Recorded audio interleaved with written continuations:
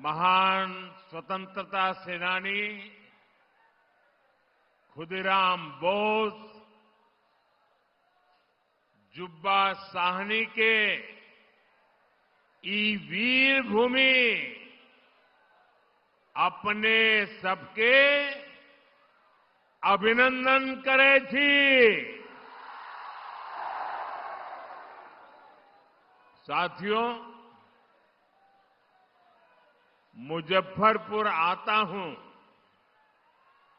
तो सबसे पहले यहां की मिठास ध्यान खींच लेती है। यहां की लीची जितनी मीठी होती है उतनी ही मीठी आपकी बोली भी।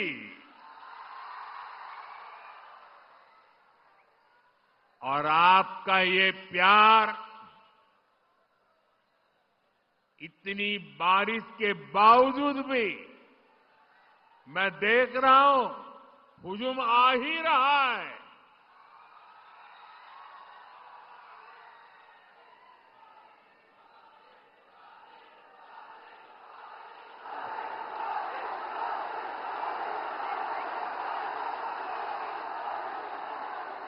बिहार के मेरे भाई बहनों, बिहार के मेरे मालिकों, मैं आपका बहुत बड़ा कर्जदार हूं। और यहां तो इतनी बड़ी संख्या में युवा आए हैं।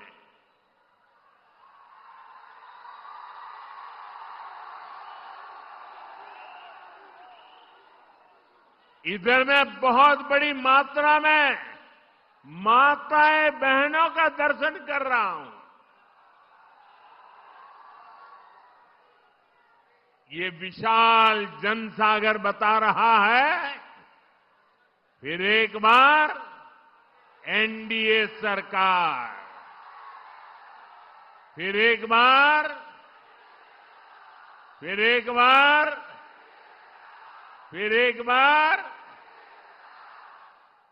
बिहार में फिर से सुशासन सरकार। साथियों, छठ महापर्व के बाद ये मेरी पहली जनसभा है। छठ महापर्व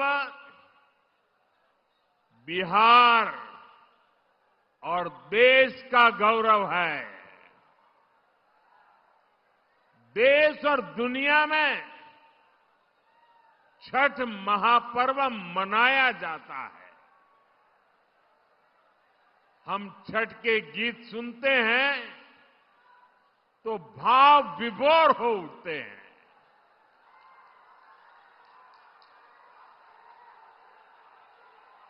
छठी मैया की पूजा में मां की भक्ति है। छठी मैया की पूजा में समता, ममता और सामाजिक समरसता है।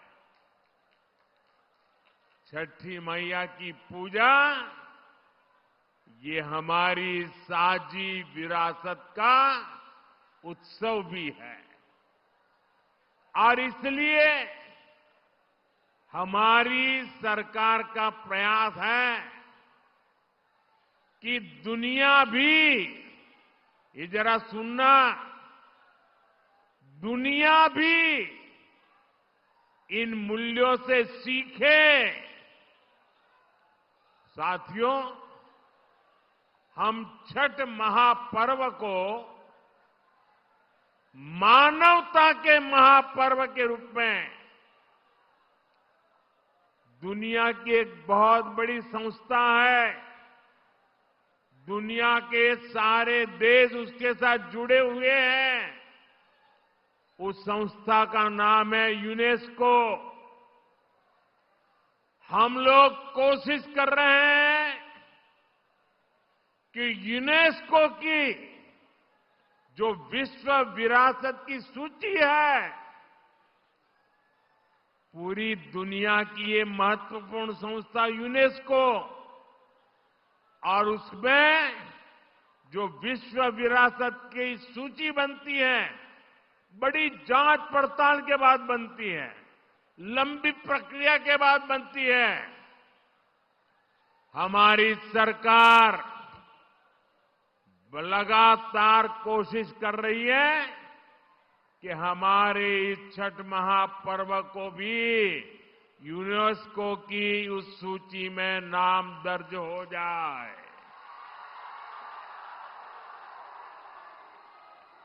मुझे बताइए, हर बिहारी को गर्व होगा कि नहीं होगा?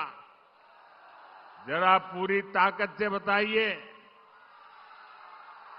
जब दुनिया में ये महान विरासत के रूप में उसका नाम लिखा जाएगा, हर बिहारी को गर्व होगा कि नहीं होगा? हर हिंदुस्तानी को गर्व होगा कि नहीं होगा? साथियों, इसी दिशा में हम एक और अभियान भी शुरू करने जा रहे हैं, क्योंकि हम चाहते हैं कि नई पीढ़ी भी इस छठ महापर्व में गीतों की जो महान परंपरा है, गीतों के माध्यम से एक पीढ़ी को दूसरी पीढ़ी तक छठ महापर्व की संस्कार प्रक्रिया चलती है, उसको देशव्यापी ताकत देने के लिए हम पूरे देश में विभिन्न कलाकारों द्वारा छठ पूजा के भजनों की एक स्पर्धा करने वाले हैं। और छठ पूजा के पहले स्पर्धा कर लेंगे, ताकि नए नए कलाकार, नए नए गीत, नई नई भक्ति, नई नई भावना, इसको व्यक्त करने का देश की हर भाषा के लोगों को मौका मिले। इसमें जनता ही चुनेगी कि उन्हें कौन कौन से गीत सबसे ज्यादा अच्छे लगते हैं। जो टॉप के गीत चुने जाएंगे, उन्हें लिखने वाले, उन्हें गाने वाले गायकों, उन सबको अगले साल छठ पूजा से पहले सम्मान किया जाएगा, उन्हें पुरस्कार दिया जाएगा। और ये विचार मुझे इसलिए आया कि मैं इस बार ट्रैवलिंग में जब होता था, रात को सोने से पहले जब थोड़ा समय रहता था, सुबह जब योगा करता था, तो मैं छठी मैया के भजनों को सुनता था। और उसमें मैंने देखा कि एक विदेशी महिला इतने बढ़िया तरीके से छठी मैया के गीत गा रही। मैंने एक नागालैंड की बेटी को देखा, उसके लिए तो हिंदी बोलना भी मुश्किल था, लेकिन वो नागालैंड की बेटी छठी मैया का भजन इतने भावपूर्ण रूप से गाती थी, तो मेरे मन में विचार आया कि अब छठी मैया हिंदुस्तान के कोने कोने में ही नहीं, दुनिया के कोने कोने में भक्ति का भाव जगा रही है। और इसमें से ये अभियान करने का विचार मेरे मन में पैदा हुआ। ये अभियान छठी मैया की पूजा से जुड़ी हमारी परंपरा के संरक्षण में बड़ी भूमिका निभाएगी और नई पीढ़ी को बढ़ चढ़ करके हिस्सा लेने के लिए आमंत्रित करेगी। लेकिन साथियों, आपने देखा है, ये आपका बेटा तो छठी मैया का जय जयकार दुनिया में कराने में लगा है। दूसरी तरफ ये कांग्रेस और ये आरजेडी के लोग क्या कर रहे हैं? क्या कर रहे हैं? छठी मैया का अपमान कर रहे हैं। क्या कर रहे हैं? क्या कर रहे हैं? क्या कर रहे हैं? आप मुझे बताइए, क्या कोई कभी चुनाव में वोट पाने के लिए छठी मैया का अपमान कर सकता है क्या? क्या ऐसा अपमान बिहार सहन करेगा क्या? क्या ऐसा अपमान हिंदुस्तान सहन करेगा क्या? क्या मेरी माताएं जो निर्जला उपवास करती है, क्या वो सहन करेगी क्या? आरजेडी कांग्रेस के लिए कैसी बेशर्मी से बोल रहे हैं। उनके लिए तो छठी मैया की पूजा एक ड्रामा है, नौटंकी है। आप उनकी बातों से सहमत है क्या? ऐसे लोगों को सजा दोगे कि नहीं दोगे? जो माताएं बहनें निर्जला इतना लंबा व्रत रखती है, जो गंगा जी में खड़ी होकर सूर्य देव को अर्घ्य देती है, वो आरजेडी कांग्रेस की नजर में वो तो ड्रामा करती है। क्या बिहार की माताएं बहनें, सारी माताएं बहनें मुझे जवाब दीजिए, क्या बिहार की माताएं बहनें छठी मैया का ये अपमान बर्दाश्त करेगी क्या? साथियों, ये हर उस व्यक्ति का अपमान है जो छठी मैया में श्रद्धा रखता है। और मैं जानता हूं, छठ पूजा के इस अपमान को बिहार चुनाव नहीं, आने वाले सैकड़ों साल तक भूलने वाला नहीं है।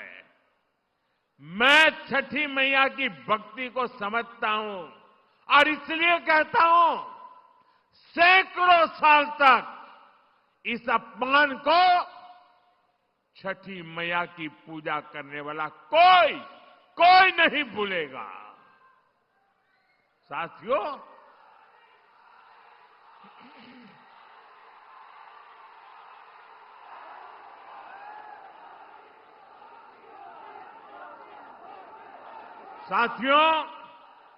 ये हमारा बिहार तो स्वाभिमान की धरती है। जिन लोगों ने छठ पूजा को गाली देने का काम किया है, बिहार ऐसे लोगों को कभी माफ नहीं करेगा। साथियों, बिहार का गौरव और बढ़ाना, बिहार की मीठी बोली, बिहार की संस्कृति, इसे दुनिया के कोने कोने में ले जाना, बिहार का विकास करना, एनडीए भाजपा की ये सबसे बड़ी प्राथमिकता है। जब भारत समृद्ध था, आर्थिक रूप से ज्ञान विज्ञान की सबसे बड़ी ताकत था, तब उसमें बिहार की बहुत बड़ी भूमिका थी। इसलिए आज विकसित भारत बनाने के लिए भी बिहार का विकसित होना बहुत जरूरी है। साथियों, आरजेडी कांग्रेस कभी भी बिहार को विकसित नहीं बना सकते। इन पार्टियों ने बरसों तक बिहार पर एक छत्र राज किया, लेकिन इन्होंने आपको सिर्फ विश्वासघात दिया है। आरजेडी और कांग्रेस वालों की पहचान 5 चीजों से है। अगर मेरी बात सच लगे तो मुझे आपका अनुमोदन चाहिए, मुझे आपका साथ चाहिए। क्या किया है आरजेडी वालों ने, क्या किया है कांग्रेस वालों ने, क्या किया है जंगल राज वालों ने? मैं 5 शब्दों में उनके कारनामों की कथा कहना चाहता हूं। ये 5 शब्द कौन से हैं? कट्टा है कि नहीं है? कट्टा, क्रूरता है कि नहीं है? कटुता है कि नहीं है? कुशासन है कि नहीं है? करप्शन, मैं दोबारा बोल देता हूं, कट्टा, क्रूरता, कटुता, कुशासन और करप्शन, ये जंगल राज की पहचान है कि नहीं है? आरजेडी की पहचान है कि नहीं है? उनके साथियों की पहचान बन गई है कि नहीं बन गई है? जहां कट्टा क्रूरता का राज हो, वहां कानून दम तोड़ता है। जहां कटुता बढ़ाने वाली आरजेडी कांग्रेस हो, वहां समाज में सद्भाव मुश्किल होता है। जहां आरजेडी कांग्रेस का कुशासन हो, वहां विकास का नामो निशान नहीं होता है। और जहां करप्शन हो, वहां सामाजिक न्याय नहीं मिलता। गरीब का हक लूट जाता है। सिर्फ और सिर्फ कुछ परिवार ही फलते फूलते हैं। आप मुझे बताइए, ऐसे लोग क्या कभी भी, मैं जरा आपसे सुनना चाहता हूं, क्या ऐसे लोग कभी भी बिहार का भला कर सकते हैं क्या? बिहार का भला कर सकते हैं क्या? बिहार का भला कर सकते हैं क्या? बिहार का भला कर सकते हैं क्या? साथियों, बिहार को आगे बढ़ाने के लिए उद्यम चाहिए, उद्योग चाहिए और उद्योग के लिए जमीन, बिजली, कनेक्टिविटी और कानून का राज चाहिए। अब सोचिए, जिनका इतिहास जमीन कब्जाने का हो, वो क्या किसी उद्योग को जमीन देंगे क्या? जिन्होंने बिहार को लालटेन युग में रखा, वो बिजली दे पाएंगे क्या? जिन्होंने रेल को लूटा, वो बिहार में कनेक्टिविटी बढ़ाएंगे क्या? जिन्होंने भ्रष्टाचार और घोटाले के रिकॉर्ड तोड़ दिए, वो कानून का राज ला सकते हैं क्या? साथियों, बिहार ने भाजपा एनडीए का सुशासन देखा है। आज बिहार में रेल के इंजन बन रहे हैं, डेयरी के बड़े बड़े प्लांट लग रहे हैं, मखाना अब दुनिया भर में जा रहा है, फूड प्रोसेसिंग हो, टेक्सटाइल क्लस्टर्स हो,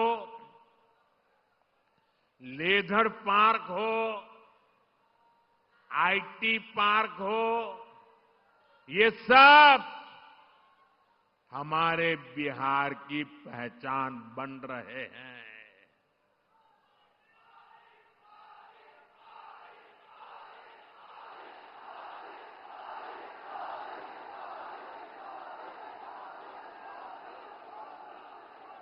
साथियों, कभी बिहार अपनी जरूरत के लिए मछली बाहर से मंगाता था। आज बिहार अपनी जरूरतें तो पूरी करता है, लेकिन बिहार के मेरे भाई बहन मछली दूसरे राज्यों को भी भेज रहे हैं, कमाई कर रहे हैं। ये आत्मनिर्भरता का कितना बड़ा उदाहरण बना है। साथियों, एनडीए का संकल्प है बिहार में पढ़ाई, कमाई, दवाई और सिंचाई, इसके भरपूर अवसर बने। बिहार का बेटा बेटी अब पलायन नहीं करेगा, बिहार में ही काम करेगा, बिहार का ही नाम करेगा।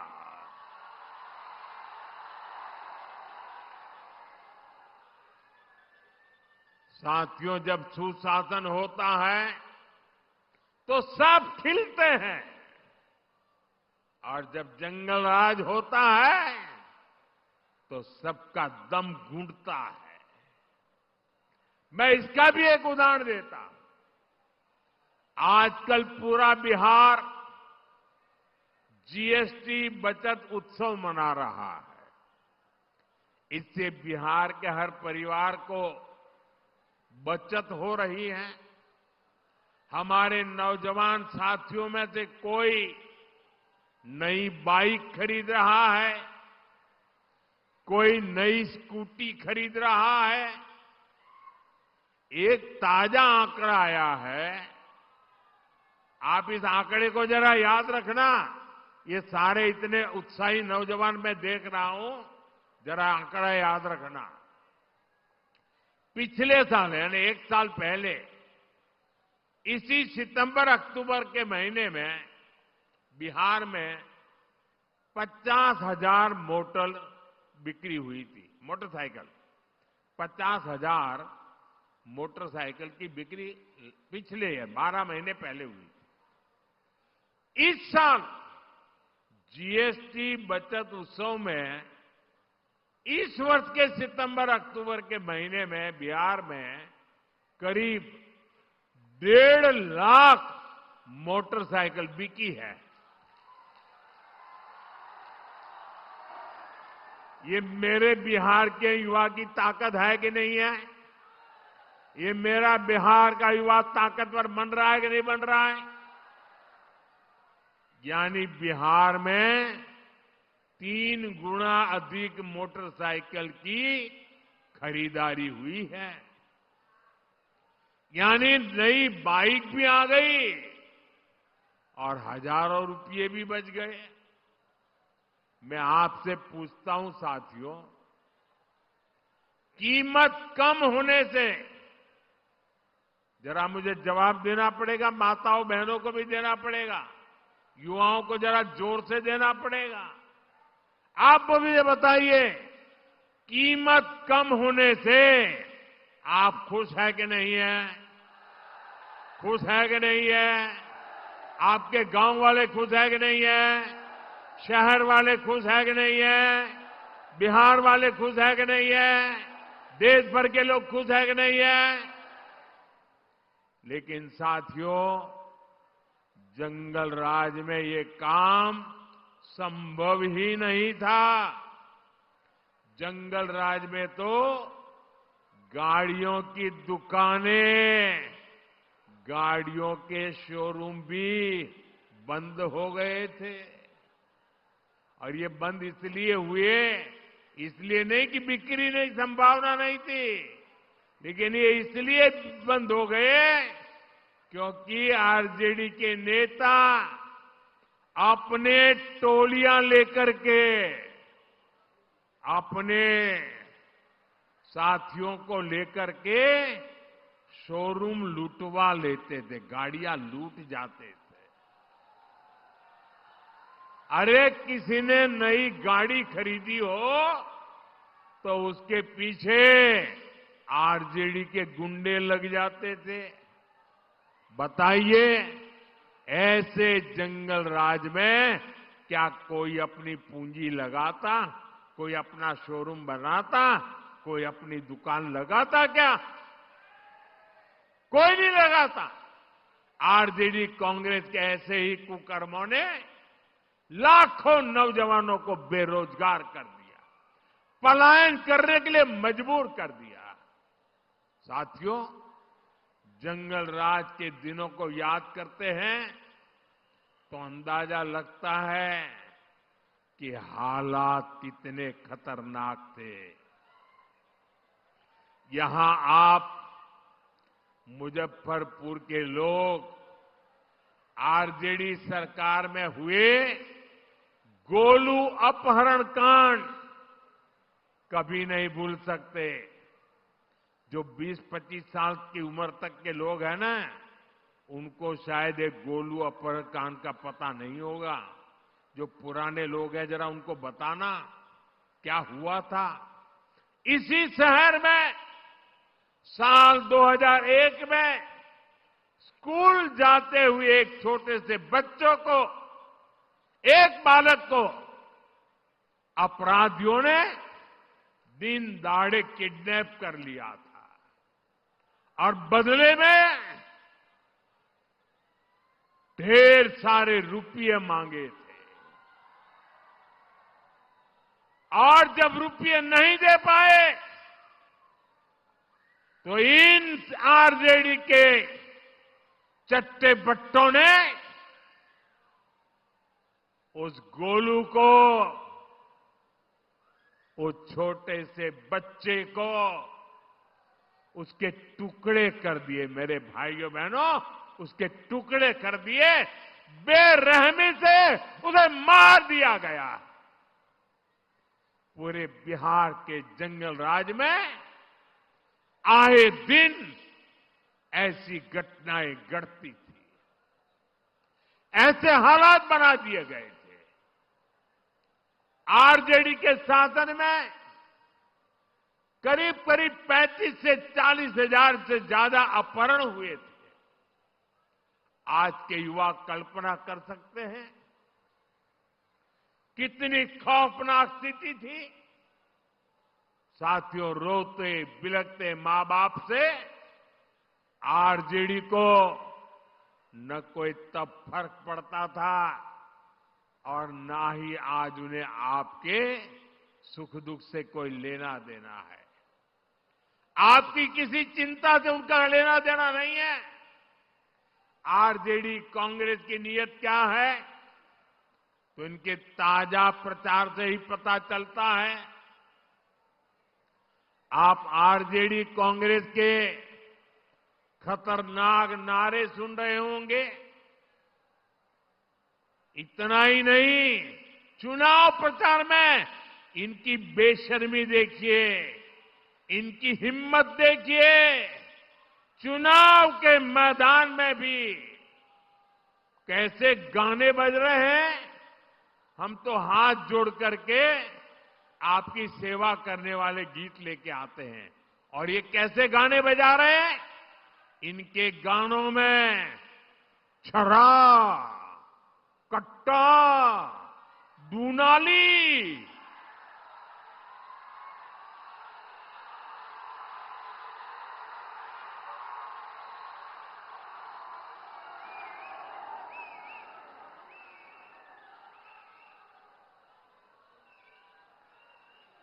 मैं तो सोच नहीं सकता भाई। ये छुरा, कट्टा, दूनाली, इसके गाने और चुनाव के मैदान में। इनका मनसा का ये प्रतिबिंब है, उनकी सोच का प्रतिबिंब है। आरजेडी कांग्रेस वाले बहन बेटियों को उठा ले जाने की धमकियां दे रहे हैं। ये बहन बेटियों को उठाने का खेल चल रहा है, डराया जा रहा है। मेरे नौजवानों मुझे बताइए, क्या आपको ये सब स्वीकार है? क्या ये मंजूर है? क्या बिहार की धरती से इन्हें उखाड़ फेंकना चाहिए कि नहीं उखाड़ फेंकना चाहिए? साथियों, बिहार आत्मनिर्भर भारत अभियान की धुरी बनने जा रहा है। बिहार के हर जिले में कुछ न कुछ ऐसा है जो दुनिया के बाजार में छा सकता है। और साथियों, मेरा सपना है कि दुनिया की हर रसोई में कोई न कोई खाने का ऐसा पैकेट जरूर हो जो मेड इन इंडिया हो, मेड इन बिहार हो। ये काम बिहार का किसान और नौजवान कर सकता है।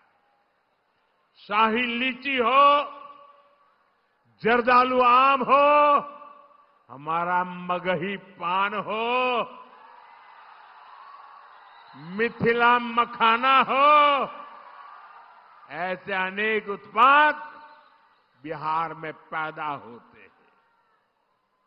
यहां के किसान कतरनी और मरचा चावल उगाते हैं।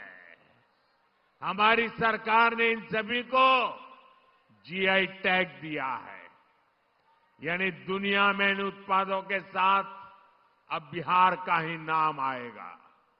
साथियों, एनडीए की डबल इंजन सरकार बिहार में कृषि आधारित उद्योगों पर, फूड प्रोसेसिंग पर बल दे रही है। इसके लिए भी हमारी सहकारी समितियों को मदद दी जा रही है और हम छोटे किसानों के हितों को भी प्राथमिकता दे रहे हैं। पीएम किसान सम्मान निधि जैसी योजना इसके जीते जागते सबूत है। इस योजना के तहत सिर्फ मुजफ्फरपुर के किसानों के खाते में ही करीब 1,500 करोड़ रुपए जमा हो चुके हैं। यहां के किसानों में, मैं बिहार की और देश की बात नहीं कर रहा हूं, सिर्फ इस इलाके की बात कर रहा हूं। 1,500 करोड़ रुपया किसान के खाते में पहुंचा है। साथियों, मुजफ्फरपुर का विकास होता है तो पूरे उत्तर बिहार के लोग आगे बढ़ते हैं। आप याद करिए, जब कुशासन वालों की, जंगल राज वालों की सरकार थी, जब अस्पताल नहीं मिलते थे, बड़े बड़े डॉक्टर बिहार छोड़कर चले गए थे और अब आज यही मुजफ्फरपुर में सैकड़ों करोड़ रुपए का कैंसर अस्पताल बना है। मुजफ्फरपुर मोतिहारी एलपीजी पाइपलाइन इस प्रोजेक्ट के कारण अब बहनों की रसोई तक सस्ती गैस पहुंच रही है। साथियों, मुजफ्फरपुर की दरभंगा, पटना और छपरा के साथ कनेक्टिविटी सुधर गई है। हमारी सफर आसान भी हुआ है और दूरी भी कम हुई है।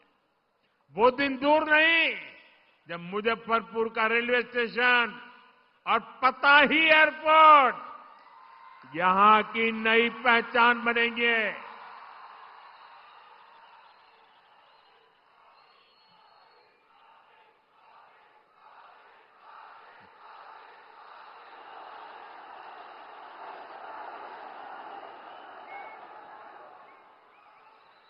साथियों, ये धरती राजेंद्र बाबू, जेबी कृपलानी, जॉर्ज फर्नांडिस और कैप्टन जयनारायण निषाद की कर्मभूमि रही है। जानकी वल्लभ शास्त्री, बाबू देवकी नंदन खत्री, राम वृक्ष बेनीपुरी और रामधारी सिंह दिनकर जी ने यहां अपने साहित्य को धार दी है। बिहार की इन महान संतानों की प्रेरणा आज एनडीए सरकार के काम में दिखती है। आपको पता ही है, एनडीए सरकार ने मुजफ्फरपुर की किसान चाची का नाम आप जानते हैं। मुजफ्फरपुर का ही नहीं, पूरे बिहार का गौरव है। किसान चाची राजकुमारी देवी जी को हमने पद्मश्री अवार्ड से सम्मानित किया। कांग्रेस आरजेडी के राज में तो सम्मान भी उन्हीं को मिलता था जो इनके दरबार में हाजिरी लगाते थे।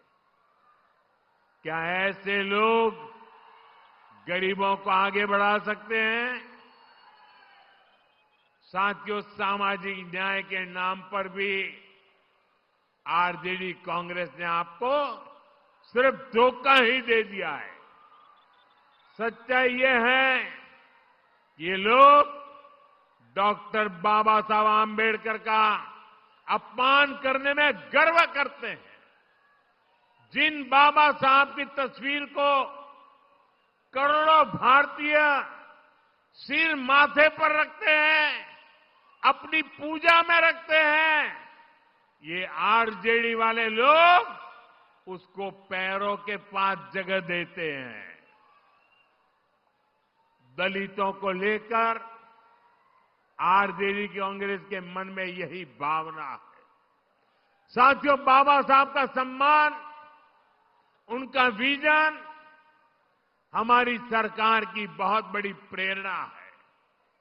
हमारी सरकार ने बाबा साहब से जुड़े स्थानों को पंच तीर्थ के रूप में विकसित किया है। बहुत कम लोगों को पता होगा कि बाबा साहब ने जब पीएचडी की पढ़ाई की थी तो उनका विषय था रुपया रूपी। वो अर्थव्यवस्था के बहुत बड़े जानकार थे।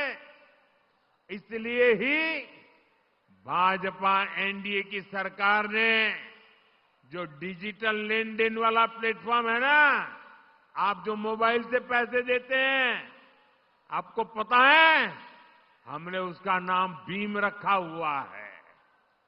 आज भीम ऐप ने डिजिटल लेन देन में अमीरी गरीबी का भेद मिटा दिया है। आज लाखों की गाड़ियों में चलने वाला भी भीम ऐप का इस्तेमाल करता है और ठेले पर सामान बेचने वाला मेरा गरीब भाई भी भीम ऐप से लेन देन करता है।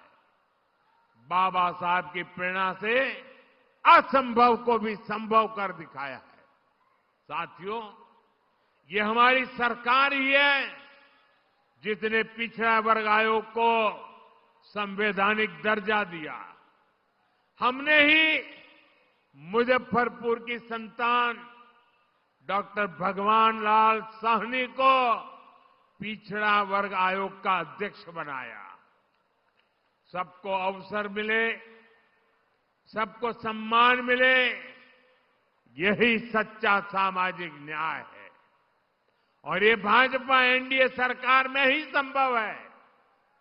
साथियों, बिहार की बहनों बेटियों में अद्भुत हुनर है। मां सरस्वती की आप बहनों बेटियों पर बहुत कृपा है। यहां की शानदार सृजनी कला से गांव-गांव में कई सारी बहनें जुड़ी है। लाठी चूड़ियां तो मुजफ्फरपुर की पहचान है। अब ये परंपरा से आगे फैशन में भी आ रही है। आप मुझे बताइए बहनों, आपकी जो एक कला है, ये जो कौशल है, ये पूरी दुनिया तक पहुंचानी चाहिए कि नहीं पहुंचनी चाहिए? आपकी कला दुनिया में जानी चाहिए कि नहीं जानी चाहिए?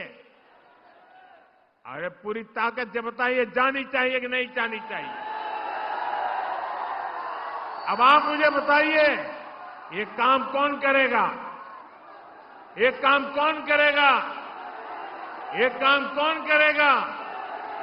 ये काम कौन करेगा? ये काम भाजपा एनडीए को दिया, आपका एक वोट करने वाला है। साथियों, नरेंद्र हो या नीतीश जी, बहनों का सशक्तिकरण हमारी प्राथमिकता रही है। हमने गरीबों को पक्के घर दिए तो रजिस्ट्री बहनों के नाम पर की। हमने नल दिया, हमने मुफ्त गैस कनेक्शन दिया, मुफ्त अनाज दिया, ताकि बहनों की परेशानी कम हो। साथियों, अभी यहां नीतीश जी की सरकार ने बहनों के स्वरोजगार के लिए बहुत बड़ी योजना चलाई है। 1,30,00,000 बहनों के खाते में, हर एक के खाते में 10-10 हजार रुपया पहुंच चुके हैं।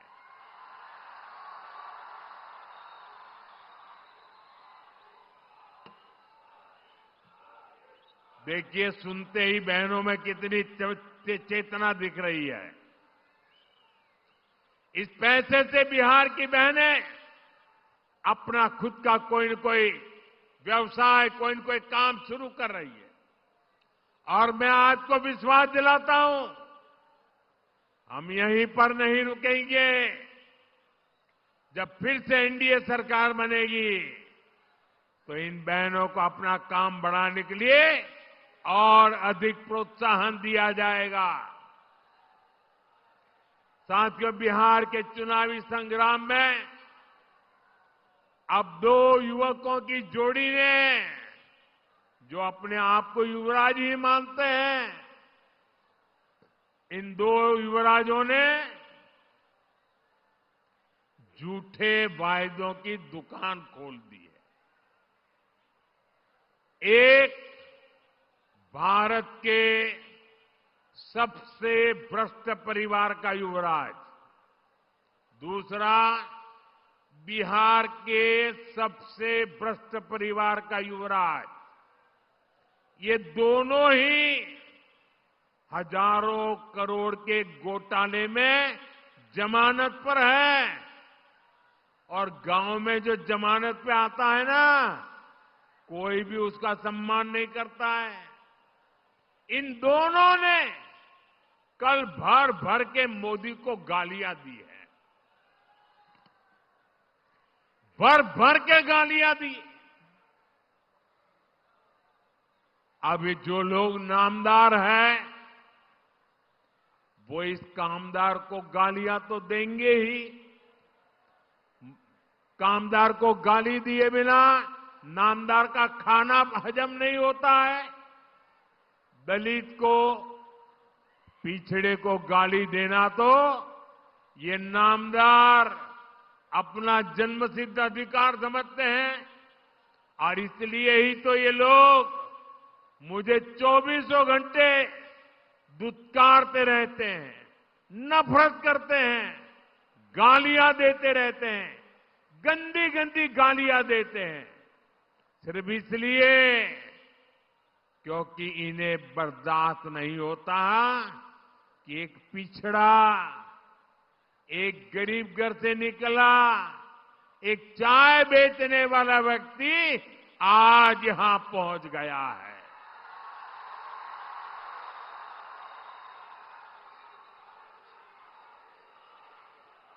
जो गालियां देते हैं जरा कान खुल करके सुनो, ये आपकी कृपा से यहां नहीं पहुंचा है, ये तो देश की जनता जनार्दन के आशीर्वाद से और बाबा साहब आंबेडकर के संविधान से पहुंचा है। साथियों, इस चुनाव में असली खबर मुझे दी गई गालियां नहीं है, बल्कि आरजेडी कांग्रेस में हो रहा झगड़ा है। आरजेडी कांग्रेस का रिश्ता तेल और पानी की तरह दिख रहा है। एक ग्लास में होते हैं, शीशे का ग्लास है, दिखते तो एक ग्लास में है, लेकिन पानी और तेल का मेल ही नहीं होता है। बिहार में हर तरफ से खबरें आ रही है कि कैसे आरजेडी कार्यकर्ता कांग्रेस के लोगों को नीचे घसीट रहे हैं। वही कांग्रेस के कार्यकर्ता भी आरजेडी के लोगों से पूरी दुश्मनी निकाल रहे हैं। जमानत पर चल रहे इन दोनों युवराजों ने कल ये दिखाने की बड़ी कोशिश की कि उनके बीच कोई मनमुटाव नहीं है, कोई झगड़ा नहीं है, लेकिन इन्हीं लोगों के लिए कहा गया है, ऊपर से तो दिल मिला, भीतर फाके तीन। साथियों, इन्हें जो चीज एक साथ ले आई है वो है सत्ता का लालच। इन्हें किसी भी तरह बिहार की सरकार पर कब्जा करना है ताकि भ्रष्ट परिवार मिलकर फिर से बिहार को लूट सके। मुझे आप बताइए कि आप आरजेडी कांग्रेस को फिर से, मुझे आपका जवाब चाहिए, जनता का जवाब चाहिए। आप मेरे मालिक हैं, आप जो कहेंगे वो मुझे मंजूर होगा। आप मुझे बताइए, ये जमानत पर निकले युवराजों को हम फिर से बिहार लूटने की इजाजत देंगे क्या? बिहार लूटने देंगे क्या? इन लोगों को बिहार लूटने का हक दे देंगे क्या? साथियों, आज हर सर्वे में एक बात खुलकर सामने आ रही है। इस चुनाव में आरजेडी कांग्रेस की अब तक की सबसे बड़ी हार होने जा रही है। सारे सर्वे बता रहे हैं और सारे सर्वे ये भी बता रहे हैं कि इस चुनाव में एनडीए की सबसे बड़ी जीत होने वाली है। और इसी चुनाव में आरजेडी कांग्रेस को अब तक की सबसे कम सीटें मिलने वाली है। ये एक नया इतिहास बिहार के युवा, बिहार की महिला, बिहार का किसान, बिहार का मछुआरा बना रहा है। और इसी से आरजेडी कांग्रेस वाले बुरी तरह घबरा गए हैं। अपने घोषणा पत्र में ये लोग ऐसी ऐसी बातें बोल रहे हैं कि सिर्फ और सिर्फ झूठ है। ये लोग इतना फेंक रहे हैं कि इनके समर्थकों तक को हजम नहीं हो पा रहा है। मैं देख रहा था बिहार के युवा कैसे सोशल मीडिया पर इन लोगों का मजाक उड़ा रहे हैं। ये आरजेडी कांग्रेस वाले बिहार के लोगों की बौद्धिक क्षमता को कम आंकने का पाप कर रहे हैं। मैं जानता हूं बिहार के लोग आरजेडी कांग्रेस के झांसे में नहीं आएंगे, फिर एक बार एनडीए सरकार बनाएंगे। साथियों, बिहार अब विकास की रफ्तार पकड़ चुका है। यहां इस क्षेत्र में 6 नवंबर को मतदान है। कब है? कब है? जरा जोर से बोलिए, मतदान कब है? मतदान कब है? 6 नवंबर, याद रखें। आपको अपना वोट बिहार की समृद्धि का नया रास्ता बनाने के लिए करना है। मेरी बात याद रखिएगा, पहले मतदान फिर जलपान। आप इतनी बड़ी संख्या में एनडीए के इन सभी उम्मीदवारों को आशीर्वाद देने के लिए आए। एक बार फिर आप सभी का बहुत बहुत धन्यवाद। मैं सभी उम्मीदवारों से चाहूंगा कि आगे खड़े हो जाए। सारे उम्मीदवार, सारे वहां खड़े हो जाए सब।